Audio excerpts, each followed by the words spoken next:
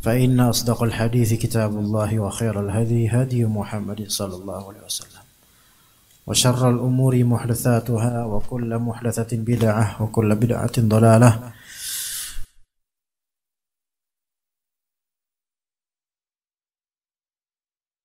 Lanjutkan kajian kiat adab dan kiat dalam menggapai ilmu, pembahasan masjid penuntut ilmu di rumahnya.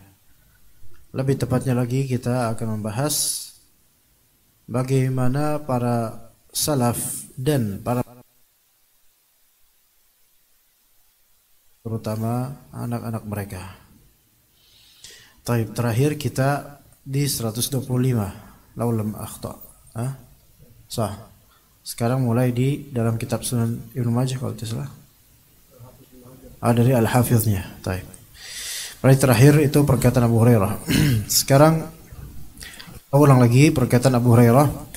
Akhadha Al-Hasan ibnu Ali radhiyallahu anhuma tamratan min tamr sadaqah faja'alaha fi yaitu Al-Hasan bin Ali cucu Nabi SAW suatu hari mengambil tamratan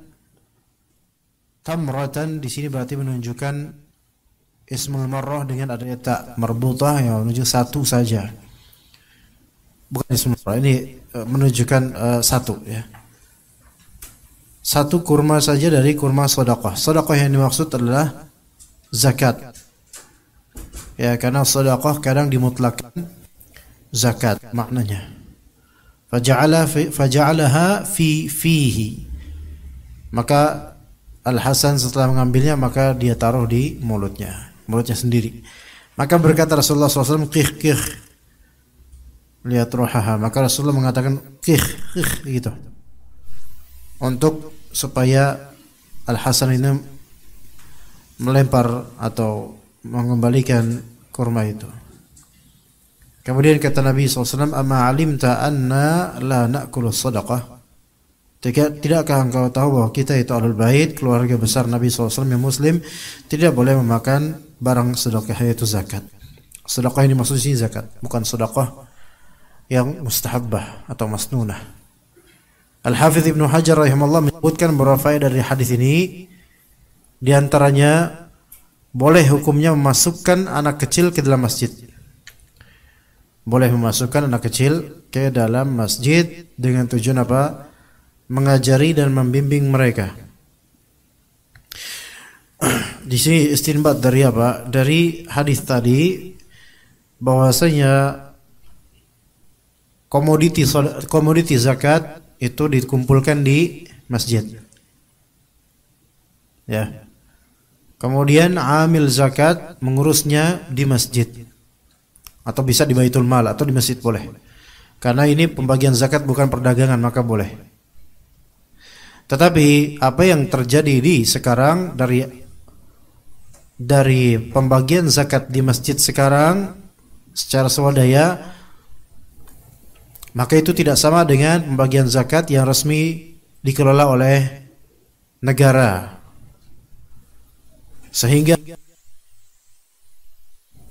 orang yang mengurus zakat di masjid secara swadaya tidak berhak mendapatkan bagian dari zakat.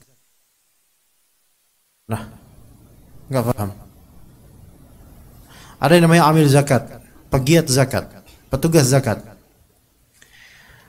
Kalau di masjid biasa bukan resmi dari negara, maka dia tidak termasuk amil, bukan termasuk amil. Walaupun orang-orang menganggapnya dia amil, tapi dia bukan amil. Amil zakah itu pegiat zakat yang resmi dilantik oleh pemerintah atau perwakilan dari pemerintah. Adapun kalau secara swasta atau swadaya maka itu tidak termasuk amil zakat. Tidak boleh mengambil dari harta zakat. Bolehkah mengambil kas dari DKM, dari kas masjid? Boleh, karena pengadaan pembagian zakat itu termasuk apa? Termasuk inventaris masjid dan juga maslahat jemaah dan masjid, maka boleh. Jadi bukan dari harta zakat kalau di masjid-masjid biasa kita. Ya, misalnya majelis ta'lim ini juga ada mengadakan apa? Pembagian zakat, penyaluran apa? Pengumpulan dan penyaluran harta zakat. Maka para petugasnya itu enggak boleh digaji dari harta zakat karena mereka bukan mustahiq. Bukan mustahiq. Karena mereka bukan dimaksudkan hanya amil zakat, bukan. Taib, ini menunjukkan bahwa zakat pada kala itu dikumpulkan di masjid itu boleh. Buktinya di sini Al Hasan bin Ali radhiyallahu anhuma, ya, ketika masih kecil dan Al Hasan mengambil barang zakat, yaitu tamar, dan dimasukkan ke mulutnya karena ketidaktahuan. Begitu ya? Karena ketidaktahuan. Dan itu di dalam masjid. Boleh masukkan anak kecil dalam masjid untuk mengajari dan membimbing mereka, serta melarang mereka dari memakan makanan yang haram. Itu harus ditanamkan dari kecil. Melarang anak makan dari makanan yang haram itu harus ditanamkan dari kecil. Ya.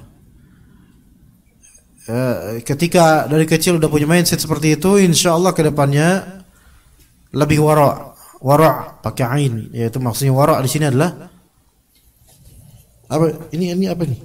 Oh, tas antum dah. Kirain apaan? Ya, wara' yaitu lebih hati-hati. Kalau dari kecil seperti itu, ya. Tapi kalau dari kecil Waalaikumsalam, udah disuruh nyuri atau dibiarkan nilap barang temannya, maka ini berbahaya untuk kedepannya. Lebih ngeri lagi kalau punya penyakit klepto. Taib. Kemudian walaupun mereka belum mencapai usia baligh dengan tujuan untuk melatih mereka, maka tadrib, ta'dib dan ta'lim itu sejak apa? Sejak mereka yaitu tamyiz, sejak mereka memiliki tamyiz, bisa membedakan perintah dan larangan. Maka orang tua itu wajib untuk mendidik mereka dan melatih mereka. Dalam kitab Sunan Ibnu Majah.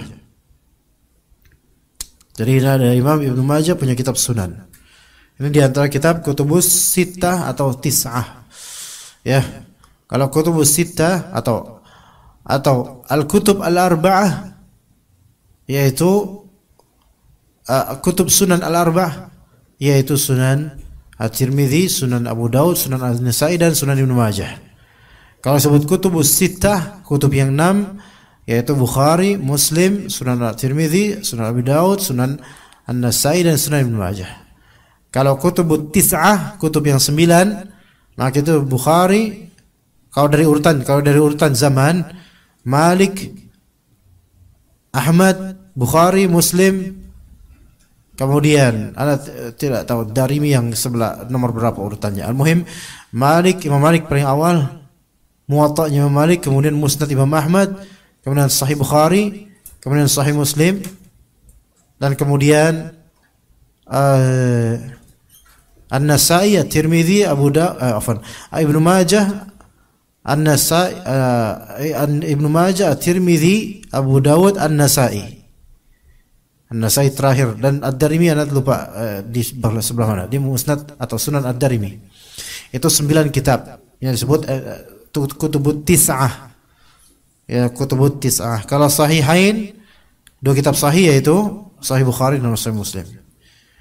Tapi sekarang Ibnu Majah punya kitab Sunan Ibnu Majah. Di antara kitab Sunan yang 4, Sunan apa tadi yang 4, ikhwan? Harus tahu. Sunan apa yang 4? Tirmidzi. Terus Abu Dawud, An-Nasa'i dan Ibnu Majah. Yang paling sahih dari segi banyaknya hadis sahih, Sunan An-Nasa'i. Sunan An-Nasa'i ada 2, yaitu Sunan An-Nasa'i Al-Kubra dan Sunan An-Nasa'i As-Sughra. Yang dimutlakkan dengan nama Sunan An-Nasa'i yaitu Sunan An-Nasa'i As-Sughra, yang juga disebut kitab namanya Al-Mujtabah. Ya, jadi kita disebut Sunan An-Nasa'i, maka itu kitab Al-Mujtabah. Nama asli kitab Al-Mujtabah. Itu yang paling sahih dari segi keabsahan dan validitas hadis. Ya, kemudian urutannya berikutnya ada yang mengatakan Tirmidzi dulu atau Abu Dawud dulu. Tapi yang paling terakhir dari segi kesahihan dan banyaknya hadis dhaif, maka Ibnu Majah yang urutan paling keempat. Begitu. Baik, kemudian setelah Ibnu Majah menyebutkan sebuah hadis yang panjang tentang Dajjal, maka Ibnu Majah berkata, aku pernah mendengar bahwa Abu Hasan Al-Tanafusi berkata, aku pernah mendengar Abdurrahman Al-Muharibi berkata, sudah sepatutnya hadis ini, yaitu hadis tentang Al-Hasan tadi yang hampir memakan kurma zakat, sudah sepatasnya hadis ini disampaikan kepada para muallim, para murabbi, para mendidik, para guru, hingga dapat diajarkan kepada anak-anak didik mereka di dalam kelas. Ya, maka anak-anak itu juga berhak untuk mendapatkan didikan dan bimbingan amar ma'ruf dan nahi munkar terhadap mereka tanpa alasan masih kecil. Mumpung masih kecil, maka harus dipoles dengan mau'izah hasanah. Abdullah, yaitu putranya Imam Ahmad bin Hanbal, berkata, ayahku mengajariku Al-Quran seluruhnya dengan usahanya sendiri. Dan itu suatu hal yang tidak mudah bagi orang zaman sekarang, ngajarin anaknya Al-Quran from the beginning, dari awal beliau yang ngajarin. Sekarang itu karena kita mungkin banyak bekerja atau banyak keluar, banyak kesibukan, maka biasanya istri-istri kita yang mengajarkan atau di TPA. Ya. Ini jalur ini memang jalur keramat, karena memang dari dulu keramat itu. Karena kalau di situ meriang. Iya, nggak tahu ada makhluk apa di situ. Apa konsekuensi meriang? Hati-hati. Jangan mau kena jebakan. Nah, agak majuan. Nah, mungkin di situ insyaallah. Nah, di belakang antum itu zona, nggak tahu zona apa itu. Emang berbahaya itu. Iya. Iya. Taqaddamu. Kasihan ini belakang mepet, nanti lama-lama kegencet, nggak pulang lagi. Di sini kosong ikhwan, di sini kosong, nggak apa-apa. Antum malah di sini malah aman karena anda nggak ngadep ke antum.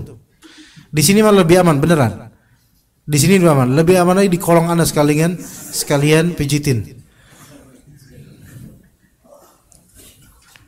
Jadi di antara contoh dari ulama salaf, maksudnya ulama salaf yaitu ulama pengikut salaf, yaitu Imam Ahmad bin Hanbal. Ayahku mengajariku Al-Quran seluruhnya dengan usahanya sendiri, berarti nanti tanya kembali ke bapaknya, karena beliau mengajarkan langsung. Taib, bagaimana dengan kalau misalnya kita tidak mengajarkan langsung tapi membiayai, dapat pahala enggak? Dapat, tapi dapat aslus thawabnya. Adapun ad-dha'afus thawab tidak.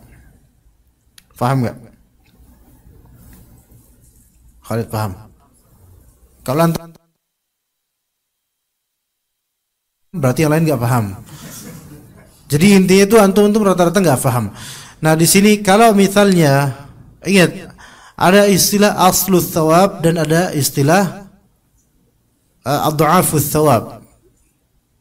Aslus thawab itu pokok pahala. Ad-dha'afus thawab itu kelipatannya. Perhatikan baik-baik, pikirkan. Ada aslus thawab, itu apa? Pokok pahala, aslinya pahala. Adapun ad-dha'afus thawab, itu kelipatan dari asasnya pahala.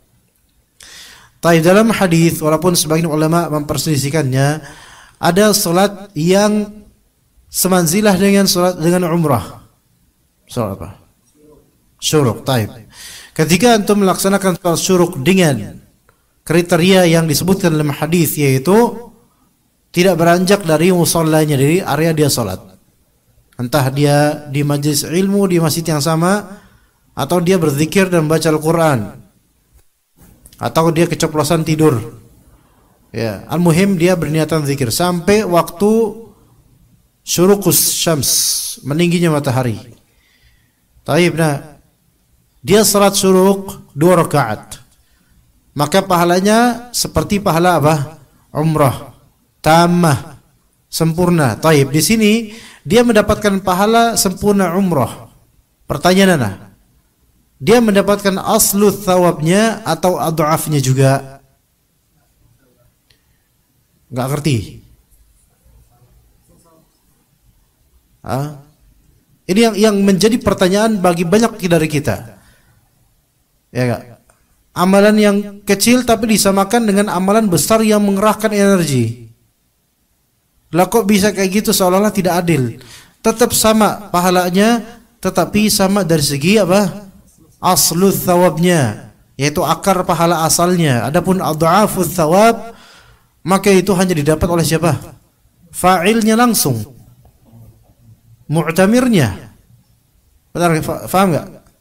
Sampai sini paham? Umrah di bulan Ramadan pahalanya seperti apa? Haji. Mendapat apa di sini? Apa yang didapat? Aslu thawabnya haji. Adapun kelipat gandaan pahala haji itu hanya didapat oleh siapa? Fa'ilnya langsung. Fa'ilnya langsung orang yang memang berazam dan dia shadiq dengan azamnya, dia jujur dengan azamnya, mungkin sama dapat pahala kelipatannya juga. Jadi amalan-amalan yang Allah dan Rasulullah kiaskan pahalanya seperti pahala amalan lain, itu mendapat kiasan aslu thawab, yaitu pokok pahala. Ini yang menjadi nanti jawaban kalau antum bertanya-tanya tanpa huruf E. Karena bertanya-tanya bukan bertanya. Ya. Kalau antum bertanya-tanya tentang kok bisa? Bagaimana cara berpikir dengan adil?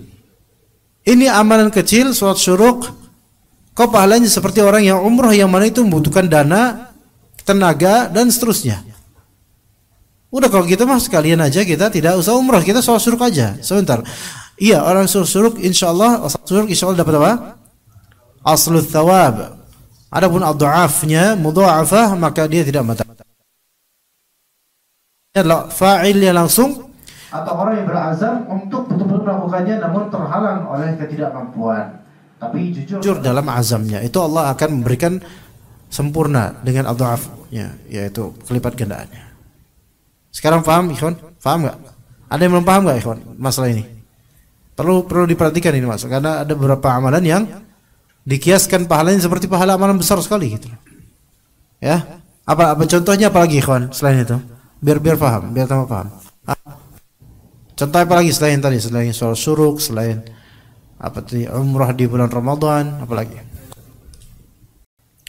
Lailatul Qadar apa? Lebih baik daripada 1000 bulan. Ibadah ketika itu ya lebih baik daripada ibadah dari 1000 bulan dari segi aslu thawabnya.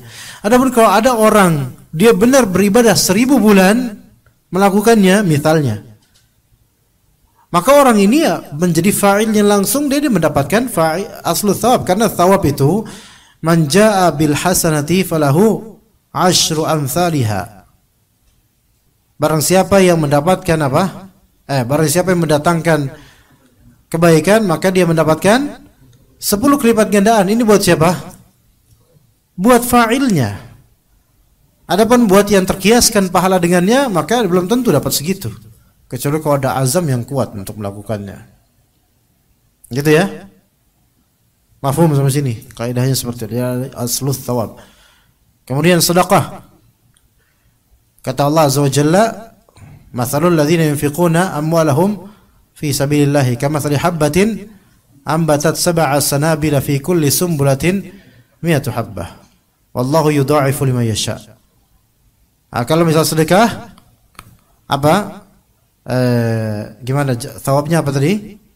Habbah, satu sedekah satu habbah, yang mana itu menumbuhkan 7 cabang, dan setiap cabang ada 100 benih, berarti kisaran 700-an benih. Dan itu pun Allah katakan wallahu yudha'ifu liman yasha, bisa saja Allah lipat gandakan lagi pahalanya. Ini fa'ilnya langsung. Ini fa'ilnya langsung, atau orang yang berazam namun terhalang oleh ketidakmampuan.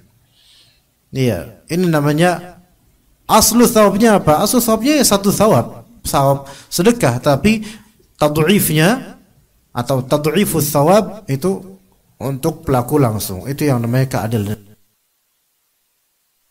Ya. Jadi sekarang Bapak jangan tidur, Pak.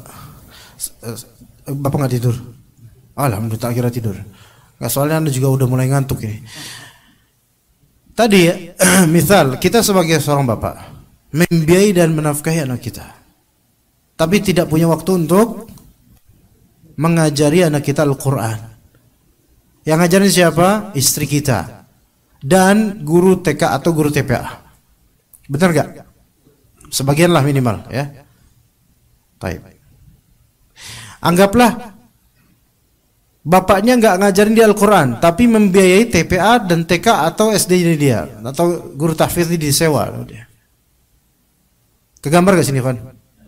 Itu kan kenyataan banyak dari kita. Maksudnya kita udah, ya kita tinggal evaluasi aja kan di rumah gitu kan ya.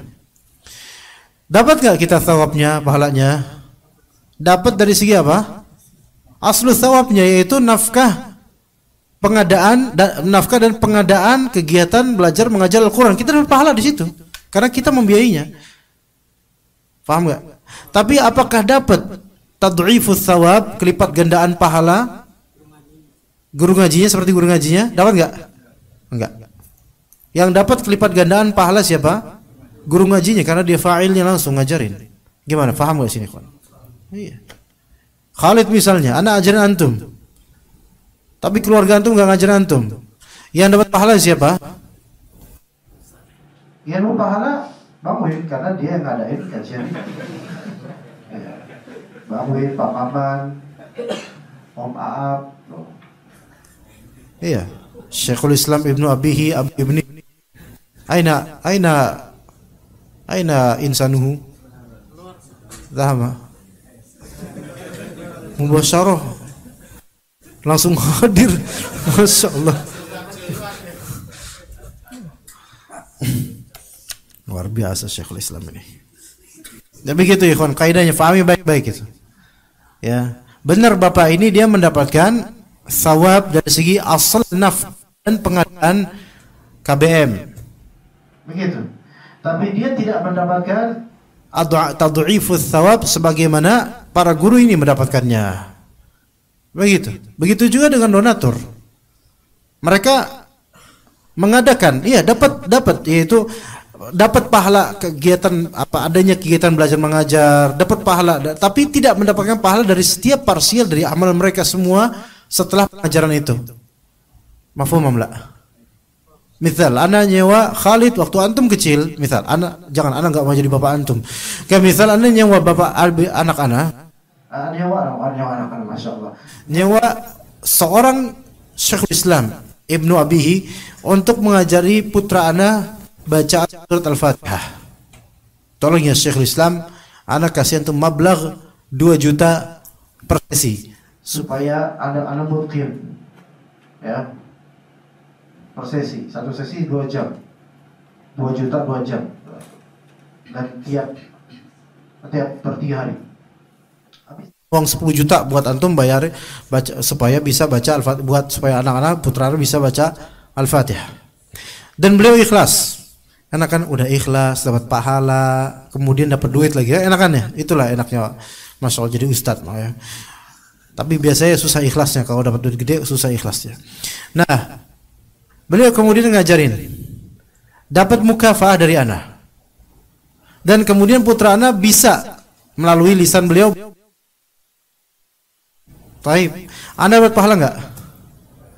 Sekarang kan anak-anak dari usia 5 tahun sampai tuanya nanti baca Al-Fatihah setiap hari, setiap rakaat, setiap waktu.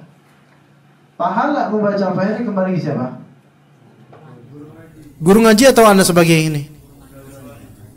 Guru ngaji. Iya, karena dialah fa'ilnya langsung, dia dapatkan ganjaran full dari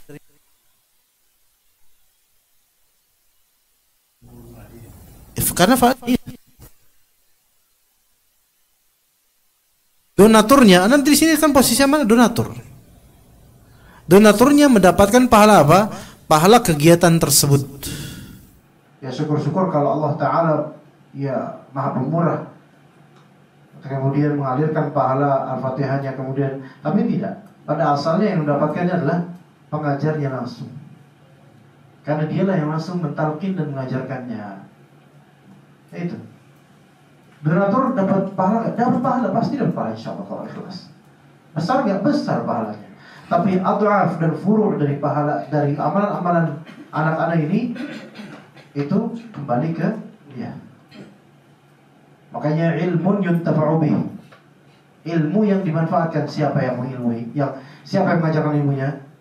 Gurunya. Itu yang dapatnya, bukan yang mengadakan kegiatan sebab melaka. Mengadakan kegiatan dapat faedah, dapat pahala, masya Allah.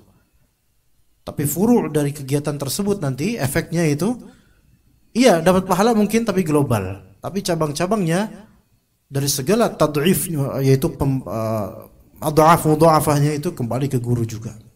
Seperti itu. Makanya guru TPA itu jangan untuk meremehin, ikhwan. Kepala sekolah guru TPA. TPA punya kepala sekolah nggak kira-kira? Ada. Atau jangan TPA deh. SD ya. SD Tahfidz Al-Fulani misalnya. Ya, kepala sekolahnya misalnya Syekhul Islam. Ya. Kerjaannya nyuruh aja. Iya. Kerjanya nyuruh bikin jadwal dan menaruh ustadz ini di sini, ustadz di sini dan seterusnya. Ya. Beliau menjadi sebab belajarnya anak-anak dan mengajarnya para guru. Dapat pahala enggak? Dapat pahala. Kemudian anak-anak belajar per tahun, 2 tahun, akhirnya pada bisa lancar baca Al-Quran, pada jadi hafizah. Dapat pahala enggak Syekhul Islam? Dapat pahala global. Tapi pahala ajar yang sifatnya rinci untuk setiap dari mereka itu kembali ke pengajarnya langsung. Begitu ikhwan. Jadi bedakan antara penyebab, perantara dan orang yang berkecimpung langsung itu beda. Benar enggak? Benar enggak Pak Saiful? Alhamdulillah. Iya.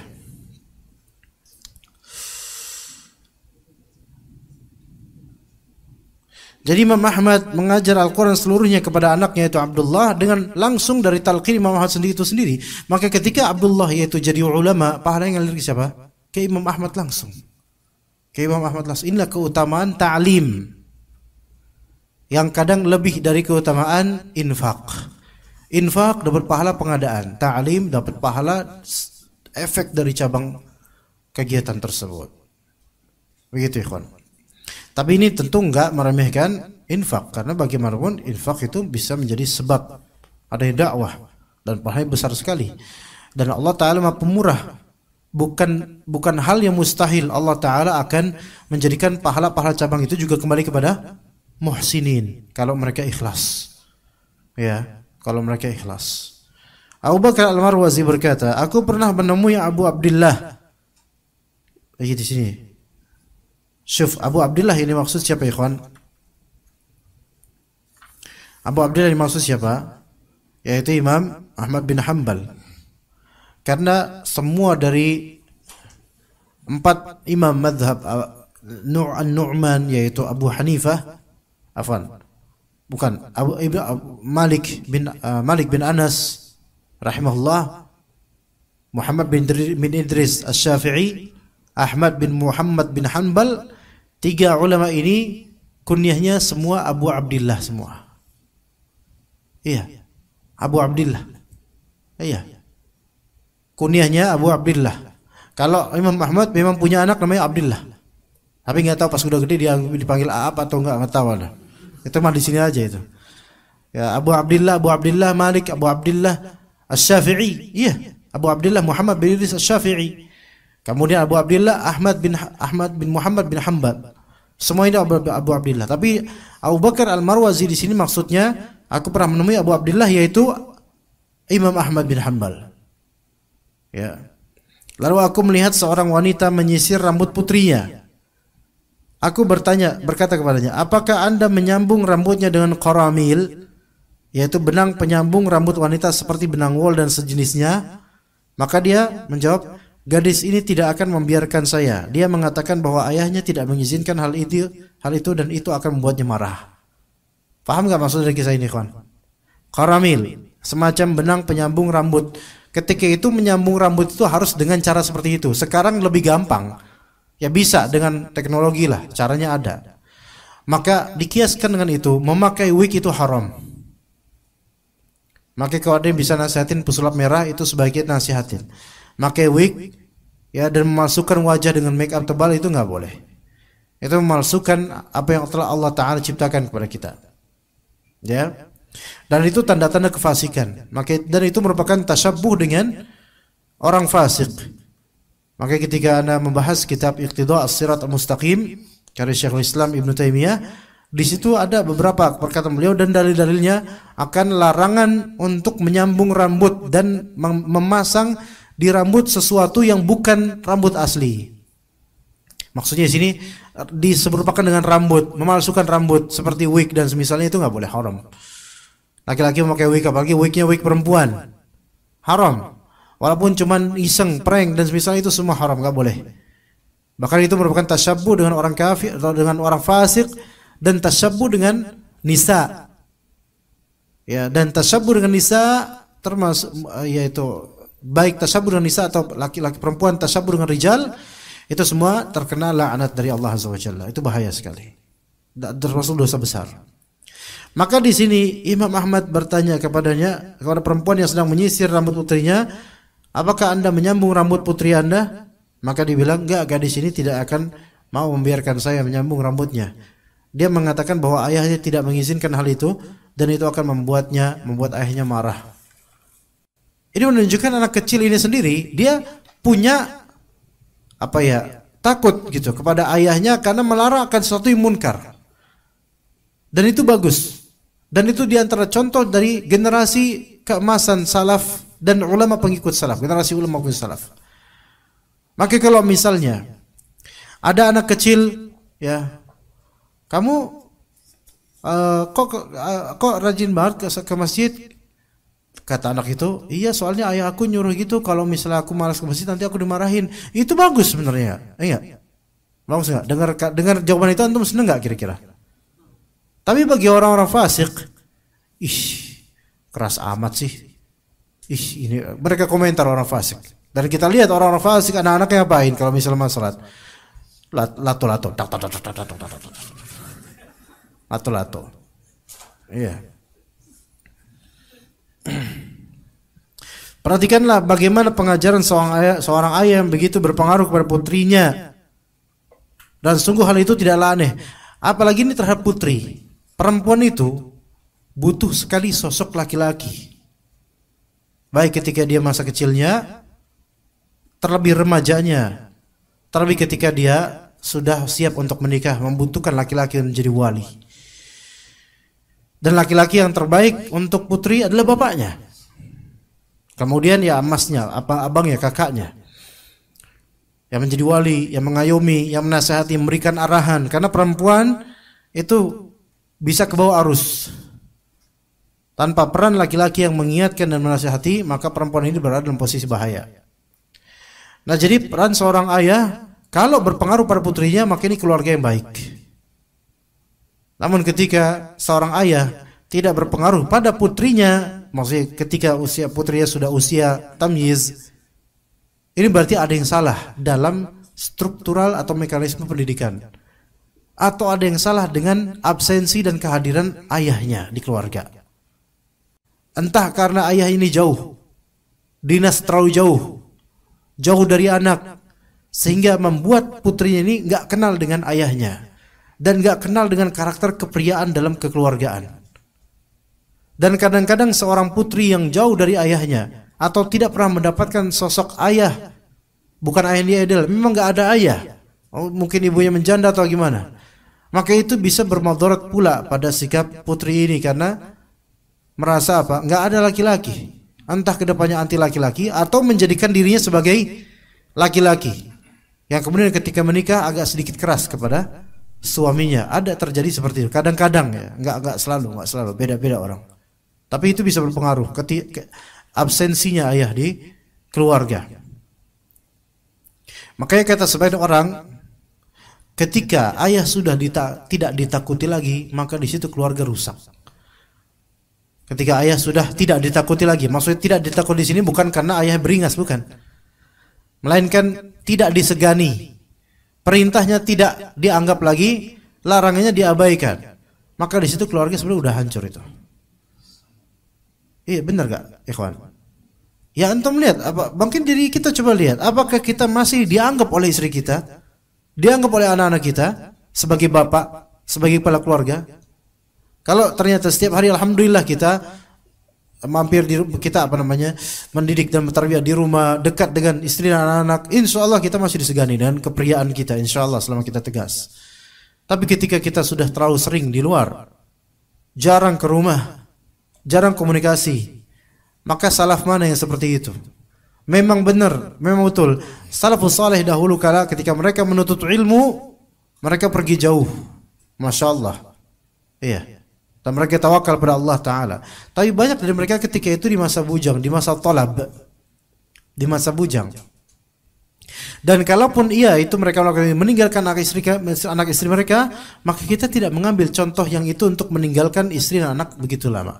Karena ada contoh yang lebih baik dari Umar bin Khattab, yang mana kalaupun memang itu kebutuhan yang darurat atau hajat, seperti dinas, ketentaraan, dan semisalnya, lihat Umar bin Khattab. Suatu ketika malam-malam, entah cerita di sini atau di tempat lain, Umar bin Khattab suatu malam mendengar ketika beliau jadi khalifah, ada seorang perempuan yang mana perempuan itu bernasyid atau bersyair di malam hari sambil menatap bulan, berkata dengan syairnya tentang keluh kesahnya karena suaminya itu jauh sekali darinya. Sudah sekian bulan sehingga dia tidak tahan, kata dia, seandainya aku tidak takut pada Allah, maka ranjang-ranjang ini sudah bergetar sejak lama. Ngerti nggak maksudnya? Nah, baik. Terenyuh Umar bin Khattab mendengar hal itu. Maka kemudian beliau bertanya kepada salah satu sahabiyah atau putrinya, entah Hafsah atau siapa, anda tidak ingat. Al-Muhim bertanya kemudian, seberapa lama perempuan itu kuat ditinggal sementara oleh suaminya? Seberapa lama, ikhwan? Kalau antum, istri antum kuat ditinggal oleh antum seberapa lama? Hah? Enggak, antum. Hah? Mungkin apakah istri antum mau jawab berapa aja lah bang? Iya. Pulang nggak pulang kan ini duitnya bang, gitu. Kok ini berarti parah. Hah? Maka kalau 1 bulan masih kuat, tapi kalau sudah 4 bulan lebih, maka tidak bisa. Perempuan tidak kuat dengan itu. Karena masih punya status sebagai seorang istri dan suaminya jauh. Maka Umar bin Khattab kemudian memutuskan, dan diketahuilah bahwasanya itu istri dari seorang perwira tentaranya di khilafah Umar bin Khattab. Maka kemudian dipanggillah orang itu dari tempat dinasnya dan disuruh pulang dan disuruh untuk melayani istrinya. Dan setelah itu ada peraturan maksimal dinas 4 bulan. Maksimal dinas 4 bulan. Maka kalau kita melampaui dari 4 bulan atau dikembalikan kepada uruf dan juga karakter istri-istri kita, ketika pekerjaan kita ternyata lebih dari 3 bulan atau 4 bulan, walaupun duit banyak, ya ikhwan, bermuasyarah dengan istri dan anak wallahi jauh lebih berharga pada duit antum. Sebenarnya begitu. Ini kalau mau pikiran yang benar ya. Wallahi bercengkrama dengan anak dan istri lebih dekat padanya itu lebih berharga, lebih berharga daripada gaji besar antum yang seberapa nilainya dibandingkan dengan muasyarah dengan anak dan istri. Lebih baik, lebih anak-anak tersebut itu adalah apa? Bekal untuk kita, untuk akhirat kita, masa depan kita, investasi pahala kita. Kalau ditakar dengan uang hanya 20 juta, sebenarnya bekal untuk kita mendidik anak dan dekat dengan anak itu lebih berharga dekat dengan anak. Seandainya anak kita takut kepada kita karena segan, antum hargai itu dengan 10 juta, tentu takut dan segan kepada kita itu lebih berharga daripada uang 10 juta. Karena segan dengan kita sebagai walinya, sebagai orang tuanya, itu adalah modal untuk nanti dia terarah, terbimbing di keluarga. Sehingga enggak amburadul hidupnya ke depannya. Tapi kalau anak ini sudah membangkang, sudah tidak takut lagi sama orang tua, enggak segan lagi sama orang tua, ya enggak takut dengan azab Allah, enggak takut dengan teguran Allah, maka khalas, antum bayar 100 juta pun itu tidak akan bisa membayar untuk dia bisa menjadi lebih benar lagi. ya maka kedekatan dengan anak itu penting sekali, ikhwan. Ya, penting sekali. Taib. Kemudian Al-Mawardi berkata, salah, ini udah azan belum, ikhwan? Ntar ini jam ana kelambatan. Al-Mawardi ini seorang ulama faqih dari mazhab Syafi'i, memiliki kitab Adabuddin wa Dunya dan juga Al-Hawi Al-Kabir dan kitab-kitab lainnya, ya. Adzan itu. Salah seorang ahli hikmah berkata, segeralah mengajari anak-anak kalian sebelum dia disibukkan dengan berbagai kesibukan, sehingga benaknya menjadi terpecah belah. Itu ketika anak-anak masih polos, itu lebih mudah diajari. Kata mereka, sebagai kata syair yang juga dinisbatkan kepada sebagian salaf, belajar di waktu kecil ibarat mengukir di atas batu. Ada itu, qasidahannya itu ada. Tahun 80-90 tuh, belajar di waktu bagi mengukir, biasa mak-mak tuh yang itu kan. Iya, mak-mak, ibu-ibu yang nyanyiin tuh. Ya. Adzan kalau nggak salah, ya. Hah? 1 minute ago, berarti udah lewat. Fadl, dia azan, fadl. Adzin, ya. Baik, kita lanjutkan. Seorang penyair melantunkan bait syair. Innal ghusuna idza qawwamtaha i'tadalat wa la talinu idza qawwamtaha al-khashabu. Sesungguhnya jika kamu meluruskan ranting, maka ia masih bisa lurus. Tapi kalau sudah menjadi khashab, maka tidak mungkin bisa kamu luruskan. Maka ini bedanya ghusn atau ghusn dengan khashab. Ghusn itu dia masih berupa ranting yang bisa dibelok-belokin atau dibengkokkan sedemikian rupa, ya, sehingga bisa diarahkan ke arah yang kita inginkan. Tapi ketika dia sudah menjadi khashab, ini nggak bisa. Ya, qad yanfa'ul adabul ahdatha fi sigharin wa laysa yanfa'u 'inda syaibatil adabu. Pengajaran itu berguna bagi seorang anak semasa kecilnya. Adapun ketika kepala telah beruban, ini ta'bir atau ini kinayah untuk usia tua, ya. Adapun ketika tumbuh uban itu enggak mesti tua gitu, enggak semua orang tumbuh uban karena tua, ya, ada karena faktor lain. Adapun ketika kepala telah beruban, yaitu ketika telah tua, mulai menua, maka pengajaran tidak berguna lagi karena sudah sulit, ya, sudah pakem seperti itu. Seorang penyair lainnya mengatakan, yansha'us saghiru ala ma kana waliduh, innal usula 'alaiha yanbutus syajaru. Seorang anak akan tumbuh dewasa mirip dengan kondisi bapaknya.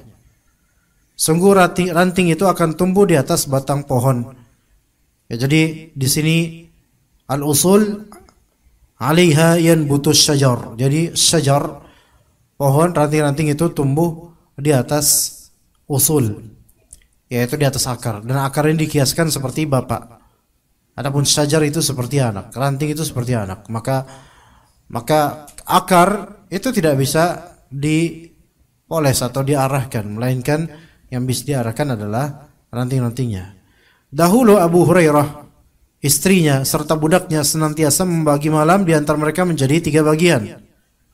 Jika yang ini telah selesai melaksanakan salat, maka dia membangunkan yang lainnya. Kemudian setelah selesai yang lainnya selesai salat, maka dia membangunkan lainnya lagi. Bisa nggak kita keluarga kayak gini, kawan? Bisa nggak? Diam, ya, bingung jawab apa. Mau dibilang bisa, tapi selama ini nggak kayak gitu. Mau dibilang nggak bisa, ya emang nggak bisa. Ya, bisa nggak? Sebenarnya bisa kalau azami kuat, ya. Didahului istri, misalnya istri selesai salat tahajud, kemudian suami bangunin suami, mas bangun mas, bang bangun mas, ya, kang bangun kang, ya, pokoknya apaan lah itu istilahnya, bangun. Selesai bangun, kemudian menjelang subuh bangunin anak tahajud, masya Allah itu, ya. Indah gak ini kayak gitu, ya kawan? Kadang misal itu lebih indah daripada kenyataan, ya kan? Iya, kenyataannya Allahul musta'an ya. Ya kenyataannya tiba-tiba udah jam sekian gitu kan. Masya Allah. Ibrahim An-Nakhai rahimahullah berkata, dahulu mereka itu para orang tua memukul kami atas persaksian dan sumpah yang kami ucapkan ketika itu kami masih kecil. Artinya kalau sekarang ini udah dianggap keras memang. Ya, memukul istilah memukul itu memang udah tasyaddud ya, tapi sebenarnya dalam Islam dharb itu bukan enggak mesti tasyaddud, dia relatif tergantung. Ya, dharb itu ketika dimaksudkan ta'dib dan tidak mubarrih, tidak mencederai, maka itu tidak apa-apa. Ya. Pertama, qasd maksudnya yaitu ta'dib, mengajarkan, ya memberi pengajaran, itu satu. Syaratnya satu. Yang kedua, ghairu mubarrih, tidak mencederai, seperti tidak mengubah posisi tulang, tidak juga menumpahkan darah, melukai, tidak. Itu dua. Ya. Ya, kemudian juga syarat yang ketiga dari dharb, apa ikhwan ingatkan ana? Syarat yang pertama niatnya ta'dib, qasdut ta'dib. Kemudian yang kedua yaitu ghairu mubarrih, tidak mencederai. Apa lagi ikhwan? Dan yang ketiga, tidak di tempat yang terlarang, baik terlarang secara nas atau terlarang secara istinbat. Ya, syarat ketiga, tidak terlarang, memukulnya tidak di tempat yang terlarang, baik terlarang secara nas, yaitu seperti wajah, karena kita dilarang untuk memukul wajah, menampar wajah nggak boleh, ikhwan. Ya, ini nas. Ya. Atau secara istinbat. Secara istinbat yaitu wala tulqu bi aydikum ila tahlukah. Yaitu jangan kita, atau kata Nabi la dharar wala dirar. Jangan yang menimbulkan madarat, ya, di area-area yang berpotensi menimbulkan madarat, seperti di kemaluan misalnya. Lagian ngapain juga mukul kemaluan orang lain dalam urusan ta'dib? Itu bukan ta'dib itu namanya. Ya. Ada yang seperti itu. Menendangnya kemudian. Ya. Itu enggak mungkin ta'dib dari lewat situ. Atau di bagian-bagian yang berpotensi membuatnya pingsan. Apa kalau orang yang pernah latihan karate dan semisalnya tahu? Ada di sini yang bisa bela diri, ikhwan? Spot mana atau bagian mana yang kalau ditampar, ditonjok atau digesek itu bisa pingsan?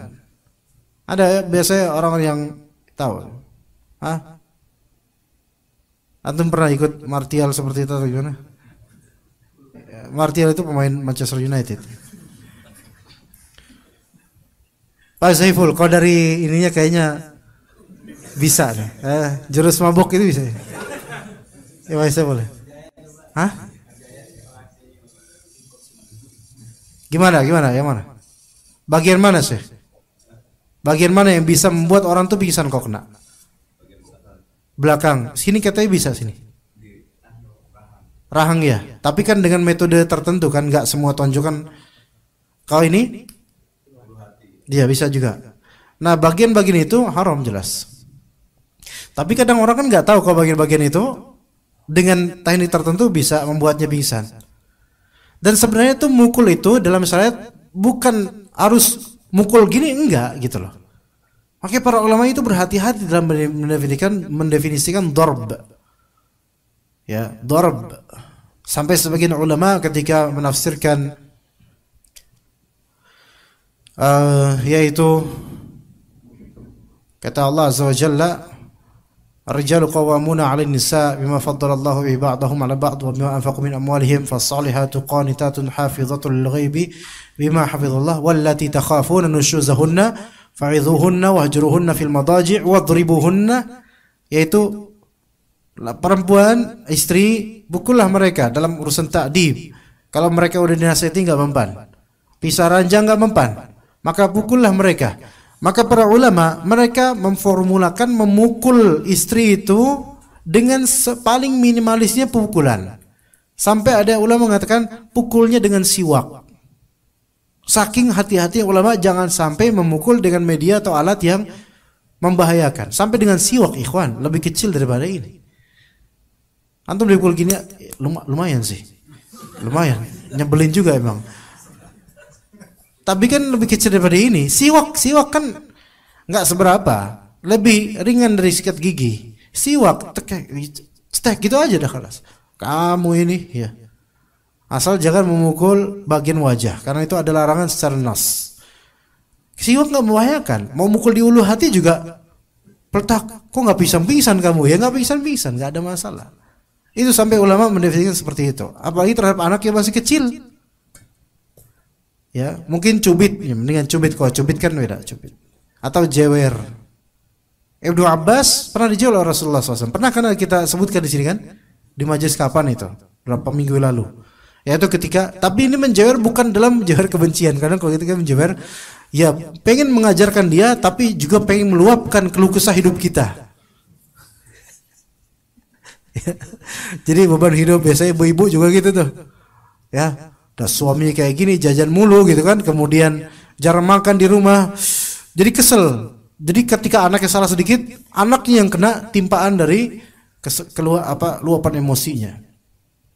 Kalau jewer, cubit itu tidak termasuk darb selama tidak membahayakan, itu nggak masalah insyaallah.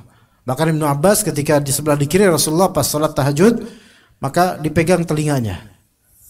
Dibuat ke kanan. Iya, begitu. Tapi itu Ibnu Abbas waktu itu masih muda sekali. Adapun kalau udah gede ini nggak cocok untuk di jewer. Coba antum di jewer. Martial. Anak jadi manggil itu Martial aja kayaknya. Nama antum siapa sih? Hah? Hasbi apa Hasmi? Oh, Hasbi. Antum pakai B. Kalau pakai M nanti takutnya Hizbi antum jadinya. Nah, jadi seperti itu, ikhwan. Ya. Bisa dengan cara seperti itu asal tidak menyebabkannya cedera. Jadi di zaman salaf darb itu sesuatu yang memang biasa, tapi dengan versi minimalisir. Memang sih itu kembali ke uruf. Kalau di pesantren dulu darb itu biasa. Darb di sini biasa dengan rotan. Kayak rotan. Kalau sekarang pagi itu nggak bisa, nggak mungkin. Di zaman medsos sekarang nggak mungkin. Internet age sekarang nggak mungkin pakai rotan. Nggak, sholat di masjid itu hukuman parah. 10 kanan 10 kiri. Jadi kaki itu ngangkat 1. Ya. Kaki kiri di bawah, kaki kanan diangkat 1. Ya, kayak gini ya. Ntar di belakang ustadznya itu. Ya itu Masya Allah. Ada satu ustadz yang paling Anda cintai karena Allah sampai sekarang Anda paling cinta sama ustadz itu. Itu insya Allah ustadz yang paling banyak menitip jejak di sini. Iya. Enggak, salat di masjid 10. Terlambat bisa kena, karena kalau di kamu akumulasi terlambat salat, walaupun baru selesai qomat itu juga kena hukuman push up. Kalau sering nanti dapat hukuman seperti itu. Syarat itu kabur dari pesantren itu juga dapat hukuman. Iya. Sekarang nggak relevan pastinya, karena sekarang itu mental juga berbeda dan juga mental orang tua wali santri juga jauh berbeda. Kalau itu diterapkan itu berbahaya buat kaum muslimin. Tapi di zaman dulu ketika mental masih bisa dan wali santri juga malah justru ini motivasin, ya tambahin ustaz gitu. Iya. Jadi kitanya mau nelpon ke rumah, mendingan gak usah nelpon. Ngapain ngadu-ngadu malah tambah jadi isinya, udahlah biarin aja terima nasib dulu kayak gitu. Tapi justru kita mencintai mereka gitu, nggak dendam. Memang sih ada yang dipukul sampai kemudian Masya Allah nggak masuk kelas seminggu, tapi itu lebih ke trauma ya. Bengkak itu memang nggak boleh sebenarnya dalam Islam, nggak boleh. Ya cuman karena mental ketika itu ya hukuman yang membuat jerat tuh itu gitu loh. Karena kalau nggak digituin itu istiqomah terus nanti bandelnya ya. Ya jadi beda-beda seperti semoga Allah maafkan guru-guru kita. Ya juga guru-guru antum juga mungkin kayak gitu ikhwan. Ya, iya Pak. Bisa. Mungkin dulu zaman-zaman dulu mungkin lebih ini lagi. Iya, itu masih skala pesantren, nggak tahu kalau di luar kayak gimana. Tapi ala kulli hal itulah udah zaman sudah berlalu ya.